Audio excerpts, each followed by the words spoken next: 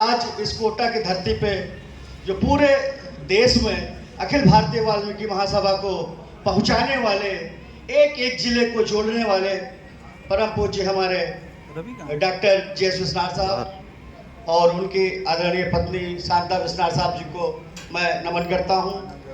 और आज इस कोटा की धरती पे आए हुए हमारे सभी जितने भी साथी हैं, मंचासीन हमारे सारे प्रदेश अध्यक्ष जी, जिसमें से उत्तर प्रदेश के हमारे आदरणीय प्रदेश अध्यक्ष प्रदीप चौहान जी, जिनका मुझे समय समय पर मार्गदर्शन मिलता रहा, और हम सब आज उत्तर प्रदेश से जितने भी साथी यहाँ आए हुए हैं, आप उनके मार्गदर्शन में सभी लोग यहाँ काम कर रहे हैं। अखिल भारतीय वाल्मीकि महासभा जनपद बाराबंकी से हमारे जिला महासचिव रवि प्रकाश जी और प्रकाश अम्बेडकर जी, प्रशांत अम्बेडकर जी, और हमारे एडवोकेट अविनाश भारती जी लखनऊ से, लखनऊ शहर के अध्यक्ष हमारे क्या बोलते हैं सुरेंद्र जी, और मंडल अध्यक्ष लखनऊ से हमारे जो है रूपचंद वाल्मीकि जी, सभी लोग आए हुए हैं।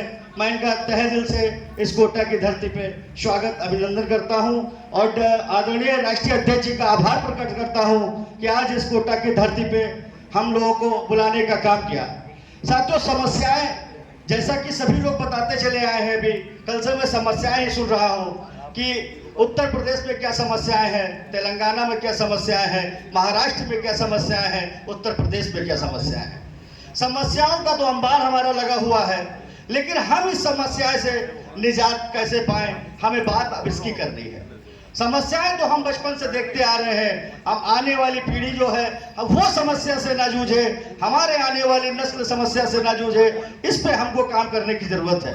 हमें आदरणीय हमारे राम गोपाल राजा जी, हमारे राष्ट्रीय अध्यक्ष जी, हमें ऐसे राष्ट्रीय अध्यक्ष जी मिले हैं कि मुझे लगता है कि हमें डॉक्टर जे.एस. विश्वनाथ साहब की कमी नहीं महसूस होगी। कमी तो जीवन भर उस व्यक्ति की खलेगी, क्योंकि उसके साथ मैं कांधे से कांधा मिला करके जिला अध्यक्ष से लेकर के और राष्ट्रीय संगठन महासचिव के रूप में मैं यहाँ काम कर रहा हूँ। लेकिन वो कहते हैं ना कि जाने वाले को कोई रोक नहीं पाता है, हम सबको जाना है, ये सच है। लेकिन आज हमें ऐसा राष्ट्रीय अध्यक्ष मिला है राम गोपाल राजा, जिससे हमें लगता है कि आज हमें पूरे देश में अब हमारी समस्याओं का निदान होने वाला है। साथियों, मैं 2012 में जिला अध्यक्ष की हैसियत से मैंने इस अखिल भारतीय वाल्मीकि महासभा को ज्वाइन किया था, आदरणीय प्रदीप चौहान जी के नेतृत्व में, आदरणीय ऋषि वाल्मीकि जी लखनऊ के प्रमुख महासचिव, उनके नेतृत्व में।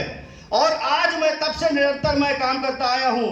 इस बात का प्रूफ है कि मैं इतनी कम उम्र में मुझे लगता है कि शायद अखिल भारतीय वाल्मीकि महासभा में राष्ट्रीय पदाधिकारी के रूप में सबसे कम उम्र का मैं होऊंगा, 40 साल की उम्र में। यह इस बात का प्रूफ है कि जो व्यक्ति इस महासभा में निरंतर कार्य करता है, उसे ही आगे इस तरह की उपाधि मिलती है। तो मुझे आशा ही नहीं, पूर्ण विश्वास है। जो लोग अभी तक ये बताते चले आए हैं कि प्रदेश अध्यक्ष मतलब राम गोपाल राजा जी हमारे राष्ट्रीय अध्यक्ष, उनको स्वीकार नहीं करना चाहता, मैं उनको बता देना चाहता हूं कि कोई कमी अगर हमारे राष्ट्रीय अध्यक्ष में है तो वो आकर के मुझे सामने से बताए, और मैं अपने इस बात से मैं चैलेंज करता हूं, उस कमी का मैं बताऊंगा कि कितनी खूबियां हैं हमारे राष्ट्रीय अध्यक्ष में।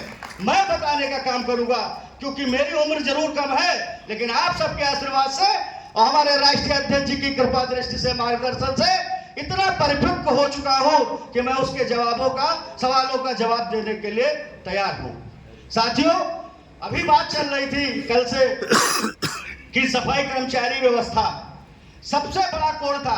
कमियां हम लोग से हुई हैं, गलतियां हम लोग से हुई हैं। जब ये प्रथा शुरुआत हुई थी तो हमारे ही लोगों ने, अगर उस वक्त कहते हैं ना जख्म छोटा हो तो जल्दी ठीक हो जाता है, लेकिन जब जख्म नासूर बनता है तो ठीक होने में दिक्कतें होती है। लेकिन ऐसा नहीं कि ठीक नहीं होगा, जख्म नहीं ठीक होगा तो पैर काट दिया जाएगा, लेकिन हम जान जरूर बचा लेंगे। तो आज समय हमारा ऐसा आया है कि अब हमें, अगर जख्म नासूर बन गया है तो उस जख्म को, उस अंग को हम काट देंगे, लेकिन हम जान बचा लेंगे।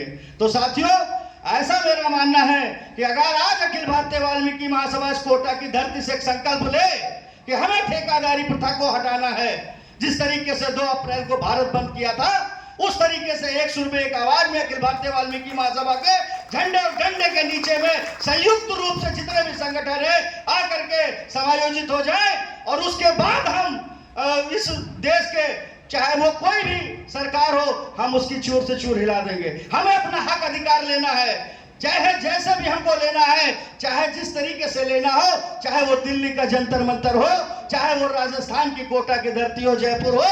हमें अपने राज्य में हम अपने अधिकारों के लिए लड़ाई लड़ेंगे अपने अपने प्रदेश अध्यक्ष के नेतृत्व में, और मुझे पूर्ण विश्वास है कि सब आप लोग एक जगह आ जाएं, और उसके बाद फिर देखिए आप कोई भी काम इतना नहीं है कि मैं कर ना सकूं। आप अखिल भारतीय वाल्मीकि महासभा ये समुद्र है, इससे बड़ा देश में कोई संगठन नहीं है।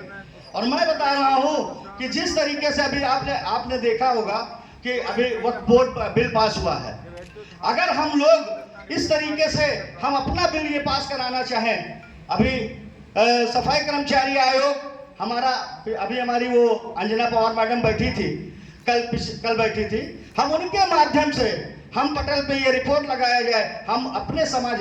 और एक बात इसके साथ साथ मैंने कहना चाहूंगा कि अभी इस बात का कुछ होता अंदेशा रह जाता है कि हमारी संख्याएं कम है राज्यों में। अगर हम अखिल भारतीय वाल्मीकि महासभा के माध्यम से मैं यहाँ पे एक सुझाव रखना चाहता हूँ कि हम लोग अभी जातियों में हम लोग कम बटे थे, जो अब हम लोग गोत्र में बढ़ गए हैं। हम जातियों में कम बटे थे, जो हम लोग गोत्र में बढ़ गए हैं। हमें अपनी एक जात और एक पहचान वाल्मीकि नाम से रखनी चाहिए। आप अपने अपने राज्य में, अपने अपने शहर में शादी ब्याह के लिए अपने गोत्रों का इस्तेमाल करिए, लेकिन जब बात देश की और समाज की आए तो वाल्मीकि नाम से ही पहचान बनाइए, ताकि हमारी संख्या एक हो सके। जब इस देश की गणना हो तो जैसा बहन जी कल गौरी जी बता रही थी कि हमारी 14-15 करोड़ की जनता है, तो अगर हमारी वाल्मीकि नाम से अगर जनगणना होगी तभी हम 14-15 करोड़ होंगे, नहीं तो हमको लग रहा है 2 करोड़ में हमसे बढ़ जाएंगे। तो साथियों, ये एक पहचान हमको बनानी होगी। और हम अब जिस रूपरेखा में हम लोग काम कर रहे हैं, अभी बात चल रही थी कि जो है कल क्या बोलते हैं वंचित की भी बात चल रही थी, किसी ने कहा था वंचित। देखिए, वंचित शब्द हम तब प्रयोग करते हैं जब हमें किसी भी चीज से वंचित रखा जाता है। आज हमारे लिए आरक्षण एक समस्या बन चुकी है। समस्या क्या बताया गया कि हम लोग जो सफाई कर्मचारी हमारे परमानेंट नहीं हो रहे हैं तो हम आरक्षण नहीं ले पा रहे हैं। हम जब परमानेंट की बात करते हैं तो हमें बताया जाता है कि आपको मैंने काम दे दिया। हमारे यहाँ भी कई ऐसी बातें हुई हैं कि परमानेंट कर्मचारी खत्म हो जाता है, एक्सपायर कर जाता है, और उसका बेटा पहले से वहां ठेकेदारी में काम कर रहा होता है, तो वहां का अधिकारी कहता है, जब वो नौकरी मांगने जाता है तो बताता है कि आपको तो नौकरी मिल चुकी है, आप ठेकेदारी में तो काम कर रहे हैं। अब आप बताइए कितनी बड़ी समस्या है कि एक तो वो अपने व्यक्ति को खो देता है, पिता को खो देता है, माता को खो देता है, और उसके साथ साथ उस आर्थिक स्थिति से भी मजबूर हो जाता है, वो कमजोर हो जाता है। मात्र 8,000-9,000 की वो नौकरी कर रहा होता है, और वहां का अधिकारी इस बात को कहता है कि आपको नौकरी नहीं मिलेगी क्योंकि आप पहले से ठेकेदारी में काम कर रहे हैं। कहां ठेकेदारी 8,000 रुपया और कहां वो मरने वाला व्यक्ति 40,000 रुपया पाने वाला, आप अंतर देख लीजिए। हमें आज यहाँ सरकार कह रही है कि 1 नेशन 1 मतलब एक देश होगा और एक वोट होगा। हम ये बात क्यों नहीं कह पा रहे हैं कि एक काम के 3 वेतन कैसे? हमारी संविदा, निविदा और परमानेंट। अब आप सोचिए, काम तो समान है ना हमारा, हम सब लोग काम तो उतने परमानेंट वाला भी काम कर रहा है, उतने संविदा वाला भी काम कर रहा है, और उतने निविदा वाला भी काम कर रहा है। जब काम समान है तो वेतन समान क्यों नहीं? हमें इस बात की सिर्फ लड़ाई लड़नी है, हमें इस बात की सिर्फ लड़ाई है। साथियों, इसी के साथ बात बहुत हो गई है, भी हमारे और भी वक्ता हैं। मैं कहना चाहूंगा कि हम भीम की औलाद हैं सम्मान के लिए, हम भीम की औलाद हैं सम्मान के लिए। हम जान भी दे जाएंगे संविधान के लिए, हम जान भी दे जाएंगे संविधान के लिए। ऐसा नहीं हमारी ही बस जान जाएगी, ऐसा नहीं कि बस हमारी ही जान जाएगी। घटना फिर गोरेगांव की दोहराई जाएगी, घटना फिर गोरेगांव की दोहराई जाएगी। हक की लड़ाई में निमंत्रण नहीं भेजे जाते, हक की लड़ाई में निमंत्रण नहीं भेजे जाते, जो जिंदा है वो जिंदा नजर आते हैं। साथियों, हम सब आज यहाँ इसलिए एकत्रित हुए हैं कि अपने संगठन का सुचारू रूप से क्या बोलते हैं गठन करना है।